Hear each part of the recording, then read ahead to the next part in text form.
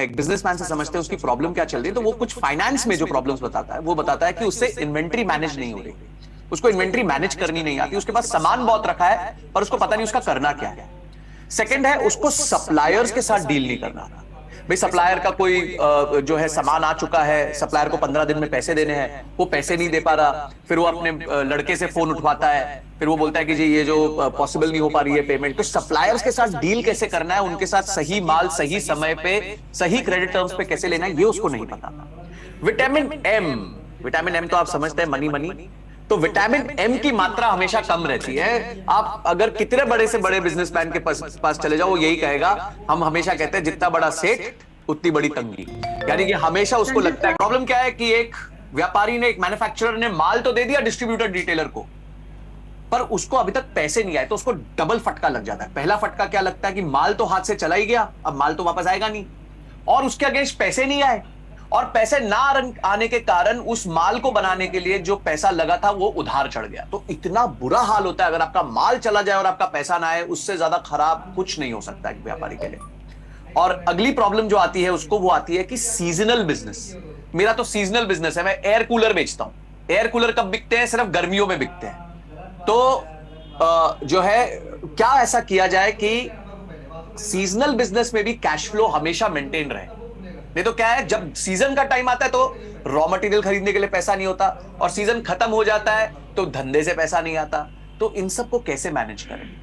और एक बहुत बड़ी प्रॉब्लम होती है कि दिन में 4 घंटे उसकी फाइनेंस की टेंशन रहती है। मैं कितने चेक साइन कर रहा हूं, अरे यार मैं इस बार है ना इन लाला जी को पैसा दे देता हूं, अभी इस बार इसको पैसा दे देता हूं, इसका पैसा मैंने पिछले 6 महीने से नहीं दिया, एक बार उनको निपटा देता हूं। तो हमेशा एक व्यापारी ना इन सब प्रॉब्लम्स में घूमा रहता है। आप सब में जितने मेरे लर्निंग सारथी फ्रेंड्स है, कंज्यूमर सारथी फ्रेंड्स है, सेल्स की टीम है, क्या आपको इस प्रकार के प्रश्न आते हैं जब कस्टमर आपसे बात करते हैं? मेरे को यस या नो में फटाफट जवाब दीजिए, थोड़ा एंगेजमेंट बिल्ड करते हैं। क्या आपको इस प्रकार के क्वेश्चंस आते हैं? मेरे आईबीसीज जितने हैं, साथ में चैनल पार्टनर्स जितने हैं, सब लोग यस लिख रहे हैं, सब लोग यस लिख रहे हैं। यानी कि ये क्लियर है कि ये एस्टैब्लिश्ड बिजनेस प्रॉब्लम्स हैं। ये जो 6 प्रॉब्लम्स मैंने आपके सामने लिखी हैं, ये बहुत ही बड़ी प्रॉब्लम्स हैं एक एक व्यापारी के लिए। खासकर मैन्युफैक्चरर्स जो होते हैं उनके लिए तो बहुत ही बड़ी प्रॉब्लम होती है, क्योंकि उनका माल जब चला जाता है और पैसा नहीं आता, जैसे मैंने बताया, इससे बड़ा कोई दुख हो नहीं सकता। तो आप क्या सीखेंगे इस कोर्स में? आप सीखेंगे कि धंधे में कैश को कैसे मेंटेन करना है। धंधे में कैश को कैसे मेंटेन करना है, वो हम इस कोर्स में सीखेंगे। तो ये कोर्स हमारे को सिखाएगा धंधे में कैश कैसे हमेशा बना रहे। हमारे को क्लियरली इस कोर्स से सीखने मिलेगा। आई होप मेरी स्लाइड्स मूव कर रही हैं, जैसे जैसे मैं अभी अपनी स्लाइड्स मूव कर रहा हूं। Yes sir. श्योर। सो हमारे कोर्स का नाम क्या है? हमारा कोर्स है working capital management. Working capital management, working और कैपिटल। वर्किंग मतलब दिनचर्या, यानी कि आपके बिजनेस को चलाने के लिए जो कैपिटल, कैपिटल यानी कि पैसा, जो आपके बिजनेस को रोजमर्रा चलाने के लिए पैसा चाहिए, वर्किंग कैपिटल चाहिए, उसको कैसे मैनेज करते हैं, वो कैसे हमेशा पॉजिटिव रहे, आपके धंधे में कैश हमेशा कैसे जनरेटेड रहे, ये हम इस कोर्स से सीखेंगे। और कैसे सीखेंगे, लेट हो इसके गया कुछ सर, उदाहरण मिस हो मैं गया। अब आपके साथ शेयर करूंगा। पहली चीज मैं आपको शेयर करूंगा कि क्या 3 चीजें बहुत इंपॉर्टेंट है वर्किंग कैपिटल को मैनेज करने के लिए। क्या आप सबको यह समझ आ गया कि वर्किंग कैपिटल क्या होता है? जो हमारे रोजमर्रा के बिजनेस के लिए हमें हमें पैसा चाहिए, जो रोजमर्रा हमारा बिजनेस हो रहा है उसके लिए जो पैसा चाहिए एक व्यापारी को, उसको कैसे मैनेज करना है। आप सब सेल्स में हैं, सारथीज हैं, प्लीज इस बात का बहुत ध्यान रखिए कि किस तरीके, आप आईबीसीज हैं, मेरे ट्रेनर्स हैं, सारे लोग, जितना मेरा इकोसिस्टम है, प्लीज ध्यान रखिए। अगर आपने ये चीजें समझ ली और पकड़ ली तो आपके लिए सेल करना बहुत आसान हो हो गया। जाएगा, अभी क्योंकि भी तुम यहाँ आपने पे जो है है यूट्यूब एक पे बिजनेसमैन की वर्किंग नब्ज पकड़ कैपिटल के ली जब बारे आप में बता वर्किंग रहे हैं। कैपिटल की बात करते हैं। जब आप वर्किंग कैपिटल के बारे में 3 चीजें उसको बता देंगे पर्सनल तो आपको ये समझ आ जाएगा कि पुजिलिंग। वो आपसे प्रेम करने लग गया है। क्यों करने लग गया? उसको समझ आ गया भाई ये भाई मेरी प्रॉब्लम सॉल्व कर सकता है, या ये सेल्स पर्सन मेरी प्रॉब्लम सॉल्व कर सकता है। तो क्या 3 सबसे इंपॉर्टेंट चीजें हैं वर्किंग कैपिटल को मैनेज करने के लिए?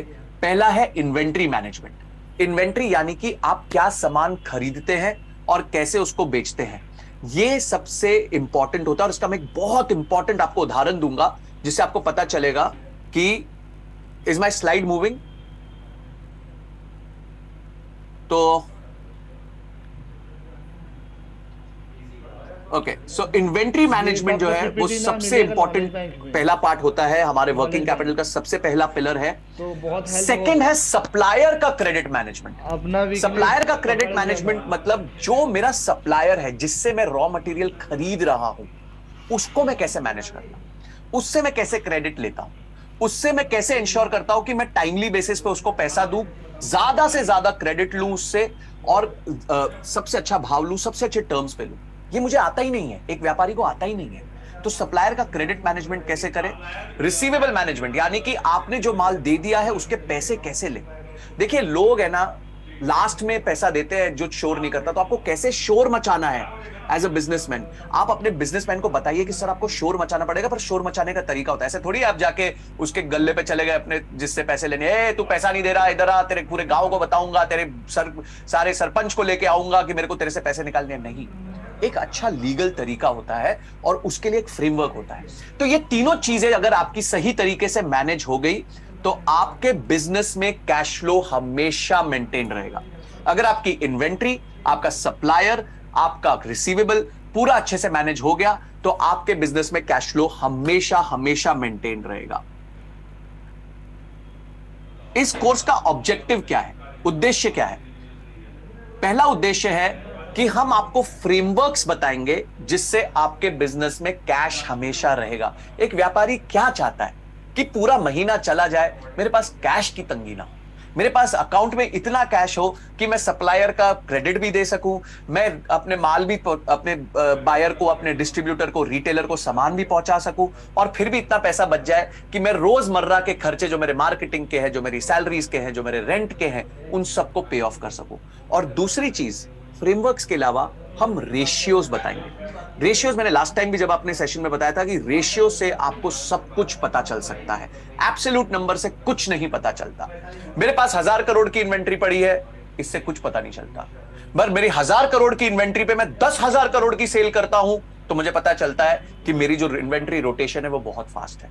तो रेशियोज जो हैं वो एक बिजनेस की जान होती है, वो एक बिजनेस को दिशा देती है और एक बिजनेस को कंट्रोल में रखती है। तो हमेशा अपने रेशियोज बहुत क्लियरली आपको अपने व्यापारी को समझाने। ये टर्म्स जो मैं यूज कर रहा हूं, मैं चाहता हूं आप सब लोग लिख लीजिए, क्योंकि जब आप अपने कस्टमर से बात करेंगे और आप उसको बताएंगे कि हम ये फ्रेमवर्क देंगे सर कि आपके बिजनेस में कैश हमेशा मेंटेन रहेगा, अरे तो वो सर, आपको आज और बैंक आगे जाएंगे, सुनेगा। बैंक क्यों? जाएगा। क्योंकि उसकी वो प्रॉब्लम है, मतलब उसके जाएगा बिजनेस में मतलब कैश आज मेंटेन नहीं तैयारी कर लिया रहे। है। अगर आप उसको ये बताएंगे कि मैं रेशियोज बताऊंगा जिससे आपका वर्किंग कैपिटल पॉजिटिव रहेगा, आपका दिनचर्या यानी जो रोज आपको जो कैपिटल चाहिए, जो पैसा चाहिए, जो विटामिन एम चाहिए, वो आपका मतलब भरपूर arrange कर मात्रा में लो, रहेगा, वो तो आपकी और fine। सुनेगा।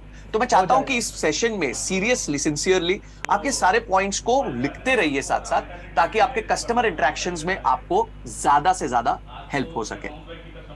अब अगला पॉइंट जो मैं आपको बताऊंगा, जैसे मैंने बताया कि रेशियोज बहुत इंपॉर्टेंट होते हैं, तो 4 बड़े रेशियोज मैं आपको बताऊंगा जो हमारे वर्किंग कैपिटल को इफेक्ट करते हैं। हमारा पहला रेशियो है कि हमारा इन्वेंट्री टर्नओवर कैसा है। इन्वेंट्री टर्नओवर कितने दिन में हो रहा है। समझिए मेरे पास 100 रुपए की इन्वेंट्री पड़ी है, क्या वो 100 रुपए की इन्वेंट्री 1 महीने में बिक्री है? क्या वो 100 रुपए की इन्वेंट्री 2 महीने में बिक्री है? क्या वो 100 रुपए की इन्वेंट्री 3 महीने में बिक्री है? अब आपके हिसाब से इन्वेंट्री तेज बिकनी चाहिए कि स्लो बिकनी चाहिए? चलो फटाफट एक बार मेरे को कमेंट बॉक्स में बताओ कि क्या आपकी इन्वेंट्री तेजी से बिकनी चाहिए या स्लोली स्लोली बिकनी चाहिए? फास्ट फास्ट फास्ट, क्यों? स्लो क्यों नहीं बिकनी चाहिए? Fast, great. तो इन्वेंट्री टर्नओवर फास्ट, यानी कि इन्वेंट्री टर्नओवर जितना ज्यादा होगा उतना जल्दी आपकी इन्वेंट्री मूव होगी और उतना आपके नंबर ऑफ डेज इन्वेंट्री के कम हो जाएंगे। यानी कि अगर आपका इन्वेंट्री टर्नओवर समझिए है साल का 12, यानी कि हर महीने आप अपनी इन्वेंट्री को घुमा रहे हो, क्योंकि साल में कितने महीने होते हैं? 12 महीने होते हैं। तो अगर आपका इन्वेंट्री टर्नओवर का रेशियो 12 है तो यानी कि आप हर महीने अपनी इन्वेंट्री को घुमा रहे हो, हर महीने अपनी आप इन्वेंट्री को घुमा रहे हो। सोचो आपकी सेल्स एक ही अमाउंट ऑफ इन्वेंट्री से 12 गुना हो गई। अब इन्वेंट्री अगर आपके टर्नओवर 6 रह गई तो यानी कि आप 2 महीने में इन्वेंट्री को घुमा रहे हो। तो इन्वेंट्री टर्नओवर जितना तेज होगा उतना आपका मूवमेंट तेज होगा, उतना आपकी सेल्स तेज होगी। जितना आपका इन्वेंट्री टर्नओवर तेज होगा उतना आपका मूवमेंट तेज होगा, उतनी सेल्स तेज होगी। अब हो गया सप्लायर टर्नओवर, यानी कि आपने सप्लायर को कितने दिन में पैसा देना है। अब देखो, सप्लायर को पैसा देना है तो ऐसे टर्म्स बनाने चाहिए व्यापारी को। आपको ये व्यापारी को बताना है कि सर, सप्लायर का टर्नओवर आप जितना कम रखोगे, यानी कि जितने उसके डेज ज्यादा होंगे, उतना आपके पास कैश फ्लो मेंटेन होगा। आप सोचिए, मैं HUL का एग्जांपल देता हूं, हिंदुस्तान यूनिलीवर का। आप सबने हिंदुस्तान यूनिलीवर के प्रोडक्ट्स यूज किए। हिंदुस्तान यूनिलीवर की सबसे बड़ी बात क्या है कि उसका जो डीलर डिस्ट्रीब्यूटर है वो उसको पैसा एडवांस में देता है, और जो सप्लायर है उसको वो पैसा 6 महीने बाद देता है। अब आप सोचिए कि HUL के पास फ्री का पैसा पड़ा हुआ है। क्यों? क्योंकि सेल्स का पैसा जेब में आ गया और सप्लायर का पैसा 6 महीने बाद जा रहा है। तो क्या बिजनेस है? इसको हम कहते हैं नेगेटिव वर्किंग कैपिटल। ये टर्म कहा जाता है नेगेटिव वर्किंग कैपिटल। किसी भी बिजनेस का ये ड्रीम होता है कि उसका वर्किंग कैपिटल है वो नेगेटिव हो जाए, यानी कि पैसा पहले आ जाए और सप्लायर को पैसा बाद में देना पड़े। तो ये एक सेकंड रेशियो है जो बहुत इंपॉर्टेंट है। तीसरा रेशियो है रिसीवेबल्स टर्नओवर। ये एक बहुत इंपॉर्टेंट रेशियो, मैं बार बार इस पे बहुत फोकस कर रहा हूं कि धंधे में व्यापारी का माल चला गया, पैसा नहीं आया, इससे बड़ी कोई प्रॉब्लम नहीं होती। तो हमें जो है नंबर ऑफ डेज से यह पता चल जाता है कि उसका डिले कितना है रिकवरी में, और कैसे उस रिकवरी को जल्दी से जल्दी लाया जा सकता है ताकि वापस हमारा वर्किंग कैपिटल जो है वो पॉजिटिव हो जाए। और नेक्स्ट है करंट रेशियो। करंट रेशियो का मतलब यह है कि क्या आपके पास जो असेट्स हैं, यानी कि आपके बिजनेस में जो भी असेट्स हैं, क्या वो आपकी लायबिलिटीज को टेक केयर कर सकते हैं कि नहीं कर सकते। अगर आपके पास असेट 100 रुपए के हैं और लायबिलिटी 200 रुपए की है तो आपका बैंड बच गया। क्यों? क्योंकि आप 100 रुपए में से कभी भी 200 रुपए नहीं दे सकते। पर अगर आपके पास असेट 200 के हैं और लायबिलिटी 100 के हैं, लायबिलिटी 100 की है, तो आपको कोई प्रॉब्लम नहीं होगी, कभी कोई प्रॉब्लम नहीं होगी। आप आराम से जो है अपने बिजनेस में अपने असेट से लायबिलिटीज को कवर कर सकते हैं।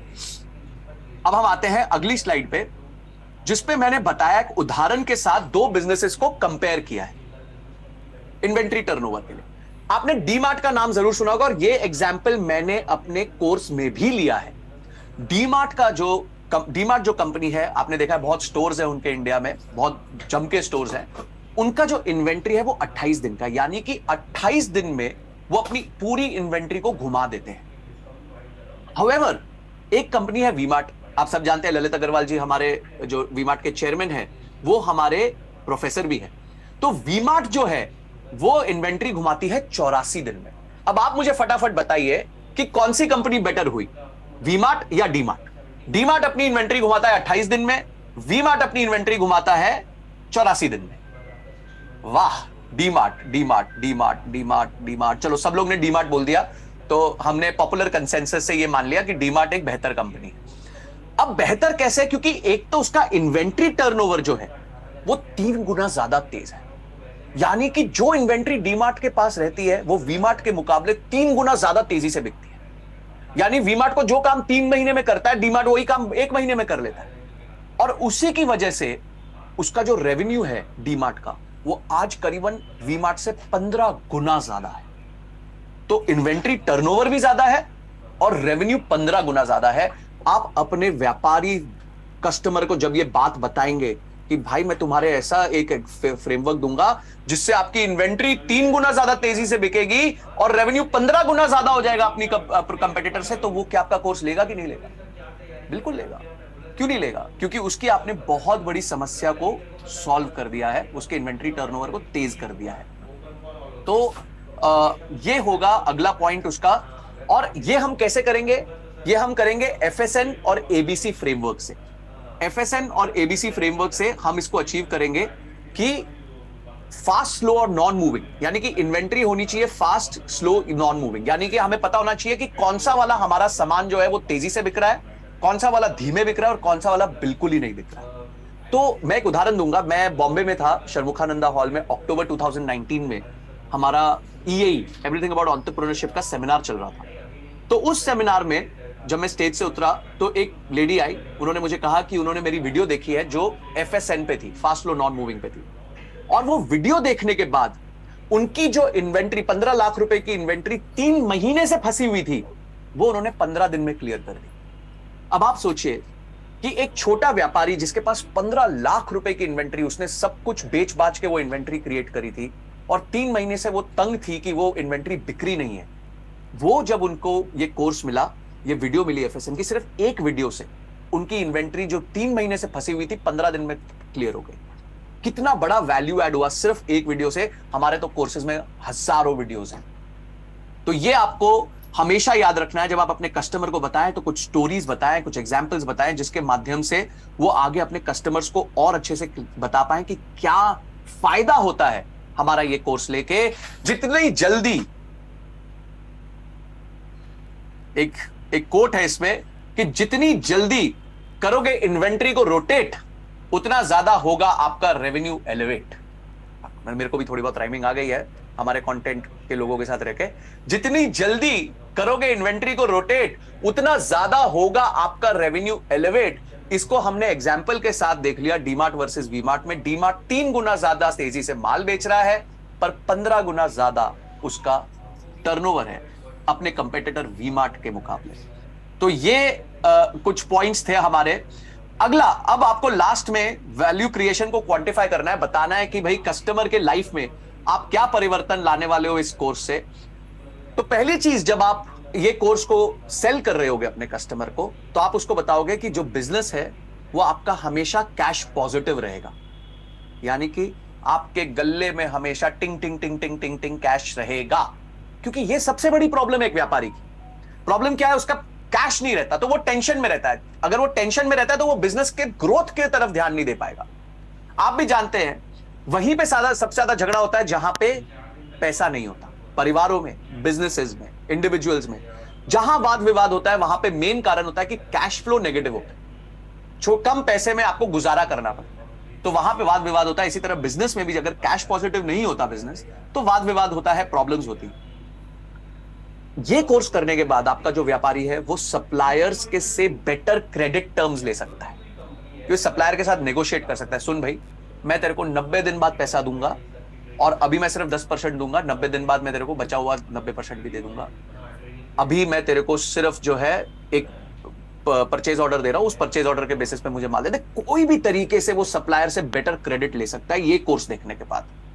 एक जो थर्ड, मैंने बार बार एक ही प्रॉब्लम पे बोलता हूं कि जो पैसा मार्केट में फंसा हुआ है उसको हम रिकवर करना सिखा देते हैं। उसका हम फ्रेमवर्क बताते हैं कि आपको उसको रिकवर कैसे करना है, आपको कैसे जाके शोर बचाना है। बिजनेस के दायरे में लेके रह के, लीगल दायरे में रह के आप कैसे शोर मचा सकते हो कि बिजनेस का पैसा रिकवर हो जाए।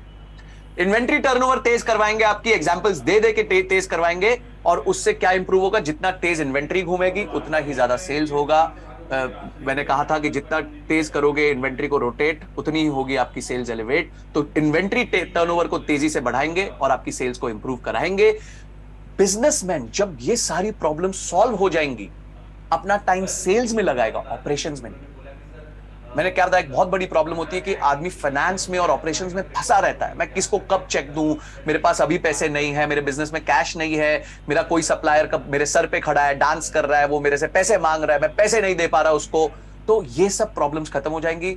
बिजनेसमैन जो है वो ऑपरेशंस के मुकाबले सेल्स में ज्यादा टाइम इन्वेस्ट कर सकेगा। और जितने सीजनल बिजनेसेस हैं वो भी आपके कैश फ्लो पॉजिटिव हो जाएंगे। यानी कि जितना आपके सीजन के बिजनेस, लोग कहते हैं मेरा कूलर का बिजनेस है, मेरा एसी का बिजनेस है, मेरा हीटर का बिजनेस है, एक स्पेसिफिक आपके सिर्फ सीजन में माल बिकेगा, वो सारे बिजनेसेस को भी कैश पॉजिटिव कर देंगे अगर ये कोर्स आपके व्यापारी ने देख लिया। अब आप मुझे बताइए, मेरे सारी सेल्स टीम, मेरे आईबीसीज, मेरे सारथीज, आप सब मुझे ये बताइए कि क्या ये कुछ 20 मिनट की जो मेरी आपके साथ चर्चा रही, उसके बाद आपको लगता है कि हमारे कोर्स में इतना दम है कि हम अपने बिजनेसमैन का वर्किंग कैपिटल कैश पॉजिटिव कर सके? यस या नो? क्या हमारे कोर्स में इतना दम है कि हम अपने कोर्स के माध्यम से बिजनेसमैन के वर्किंग कैपिटल को कैश पॉजिटिव कर सकते हैं? बहुत बढ़िया। अगर आप लोग को इस बात का कॉन्फिडेंस आ गया तो आप डेफिनेटली इस कॉन्फिडेंस को कम्युनिकेट करके कस्टमर को कन्विंस कर सकते हैं। पर उसके लिए मेरी आपसे एक दरखास्त है। आज के मेरे इस सेशन में मैंने सिर्फ एक ओवरव्यू दिया है। अगर आप हमारा ये 12 वीडियो का कोर्स देखेंगे जो विशाल ठक्कर और मैंने बनाया है, उसमें आपको ऐसी ऐसी लर्निंग्स मिलेंगी, ऐसे ऐसे वर्ड्स मिलेंगे जो जब आप कस्टमर के साथ बात करेंगे, इंटरेक्ट करेंगे, तो कस्टमर आपके साथ इमीडिएटली कनेक्ट कर पाएगा, क्योंकि वो उसकी प्रॉब्लम्स है। हमने बहुत मेहनत करी उनकी प्रॉब्लम्स ढूंढ के उसके लिए राइट सही कंटेंट बनाने के लिए। तो मेरी बस आपसे एक ही रिक्वेस्ट है सबसे कि इस सेशन को आप एंड मत मानिए, इस सेशन को अब आप शुरू मानिए। कि अब आपको बेसिक पता चल गया वर्किंग कैपिटल के कंपोनेंट्स क्या होते हैं, वर्किंग कैपिटल होता क्या है और क्यों इतना इंपॉर्टेंट होता है वर्किंग कैपिटल। तो अब जो है वो कोर्स को जरूर देख लीजिए, 12 ही वीडियोस हैं, मुश्किल से 2-2.5 घंटे का कंटेंट है, उसको अच्छे से देखिए, समय लगाइए और वो भाषा यूज करिए जो बिजनेसमैन की प्रॉब्लम्स के साथ रेजोनेट करती है। एंड डेफिनेटली, मोस्ट डेफिनेटली, आप बिजनेसमैन की प्रॉब्लम सॉल्व करके ये कोर्स बेच सकते हैं और आपको अच्छा लगेगा कि आपने एक बिजनेसमैन की प्रॉब्लम सॉल्व की है। जो मैंने उदाहरण दिया कि एक फीमेल लेडी मेरे से मिलने आई थी जब मैं शर्मुखानंद में था, मुझे बड़ा अच्छा लगा क्योंकि एक वीडियो के कारण उनकी जिंदगी बदल गई। तो आप सोचिए पूरे कोर्स के कारण तो क्या क्या हो सकता है। So with that, thank you so much and thank you Harsimran ma'am for again giving me this opportunity to speak to. कि फिर से कोई ऐसा सेशन रिपीट करना है जिसमें हम सेल्स के बारे में, कोर्सेज के बारे में, उनके बेनिफिट्स के बारे में और बातें कर सकते हैं, I am always available. Thank you so much Harsimran ma'am. Thank you.